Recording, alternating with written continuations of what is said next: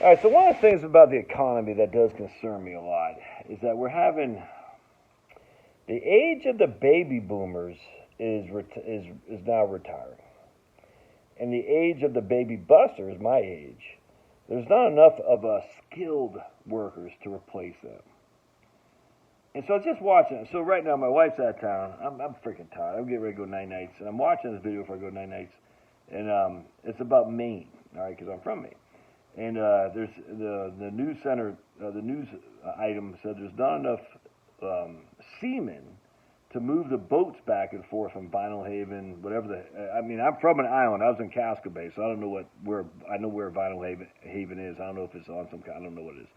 But anyway, long story short, there's not enough people to drive the mariners, to drive the boats. And I think it's just more than just mariners. I think it might be deckhands too, but I can't remember. Anyway, so they have to cancel all these boats going back and forth from Vinyl Haven and the other islands up there. And so what does that mean? And then I'm watching my man Matt McKinley from Quantum of Conscious YouTube channel, and he's in Exton, PA. This isn't Maine. This is Exton, PA, right outside Philadelphia. Exton, PA, if memory serves, is pretty affluent. 3 straight weeks without their freaking trash pickup.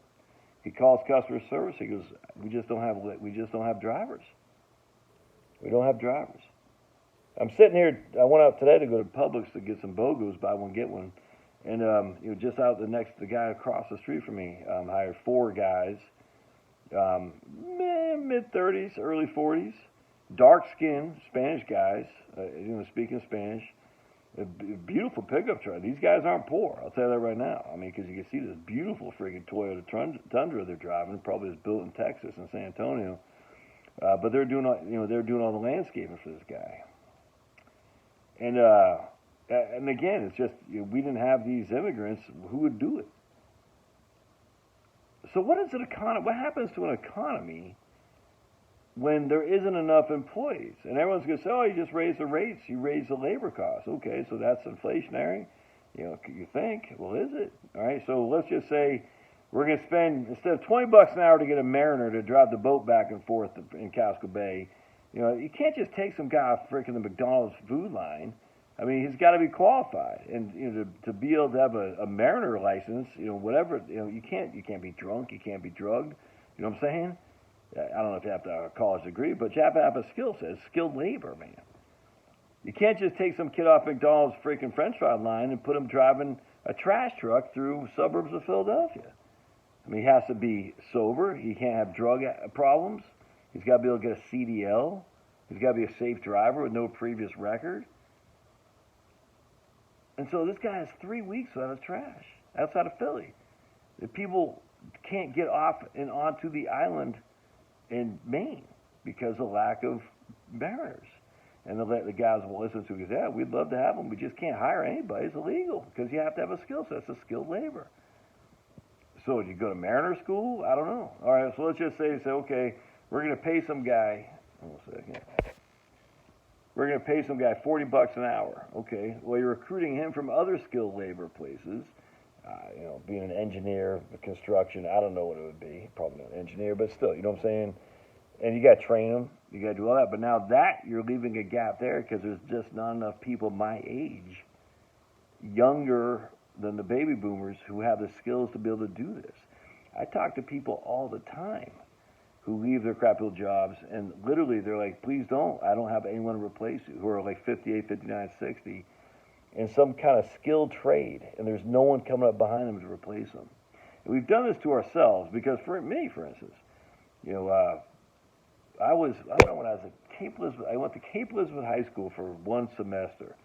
I was very interested in electricity even back then, and I can't remember my mom, but she wasn't against it. But I remember, she wasn't against it. She always wanted me to get a union job, but I don't think she wanted me to do she wanted me to do labor. She wanted me to.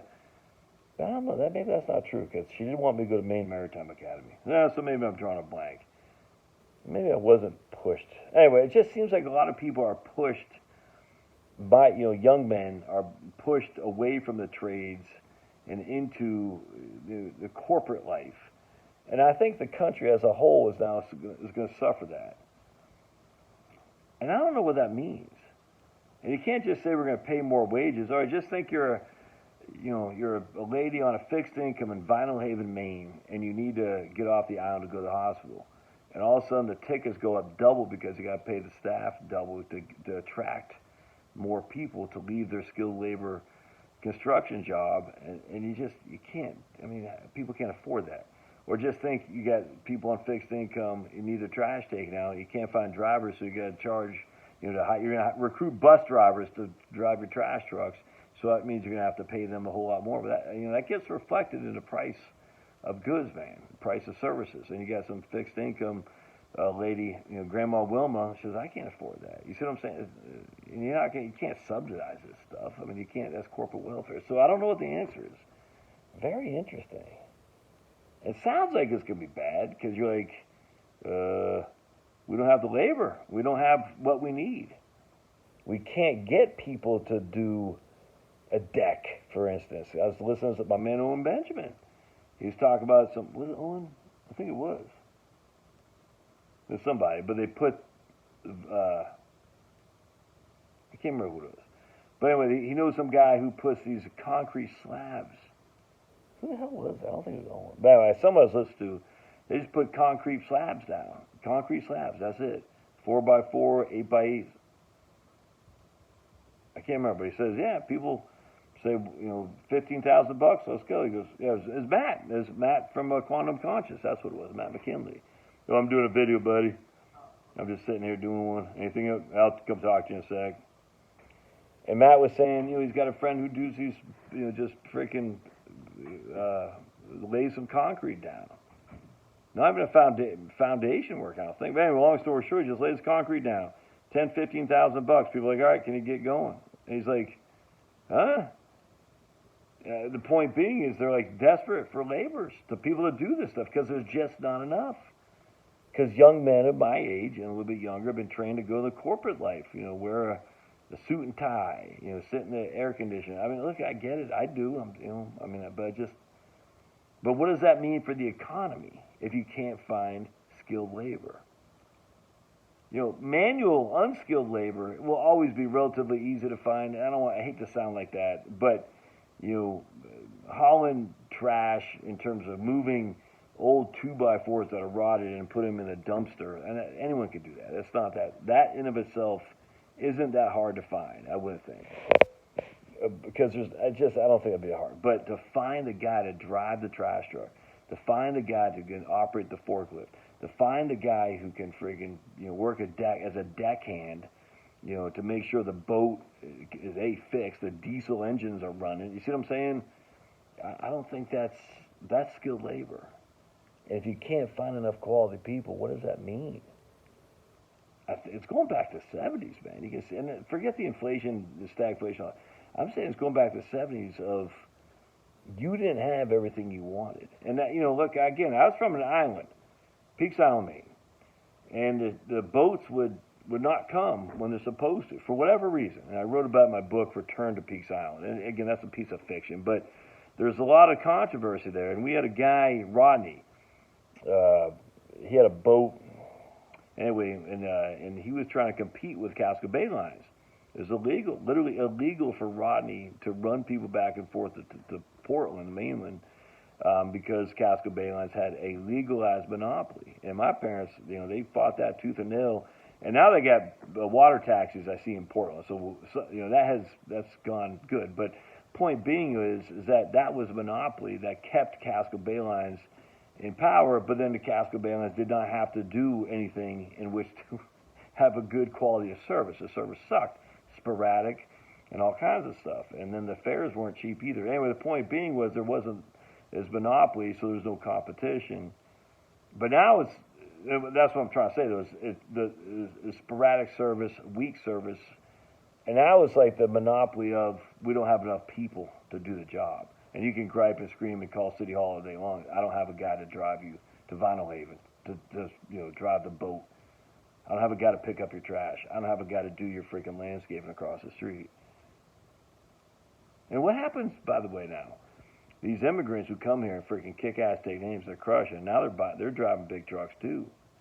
They're buying nicest houses too, because people are saying, hey, whatever it takes, $10,000, $15,000 for a job, I got no problem. They're like, all right. You see what I'm saying? They're not going to want to be the manual labor guys anymore either. You see what I'm saying? So what happens when those guys are fully acclimated and assimilated into society? And they're like, man, I run my business. I pick and choose my jobs, which is starting to happen too. You can kind of see that.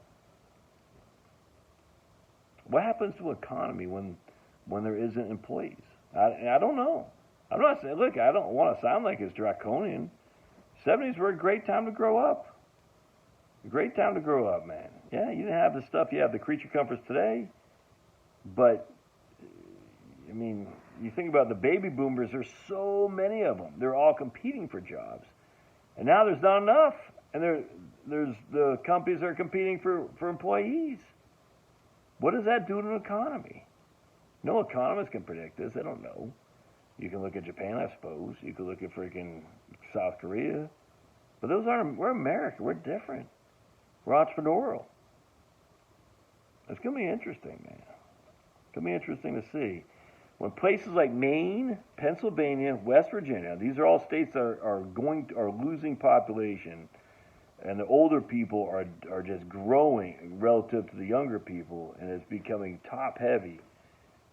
So older people need a certain services, and there's not enough young people to provide those services in a lot of these northeastern and midwestern states. What happens when the older people are dominant and there's not enough young people to even just do basic service stuff?